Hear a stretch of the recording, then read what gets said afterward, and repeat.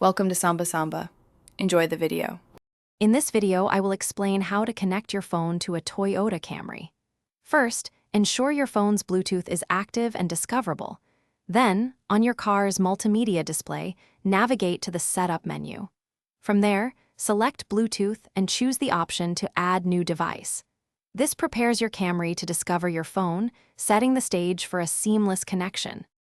Once your car is searching, look for its name on your phone's Bluetooth device list. Select it to initiate the connection. A 6-digit pairing code will appear on both your phone and the car's display. Confirm these match. After confirmation, your phone will be successfully connected, allowing for hands-free calls and audio streaming. For an alternative connection, you can use a USB cable. Simply plug one end into your phone and the other into the car's USB port. On the car's display, select USB as your audio source. This method not only charges your device, but also allows for high-quality audio playback and, depending on your phone, access to certain apps.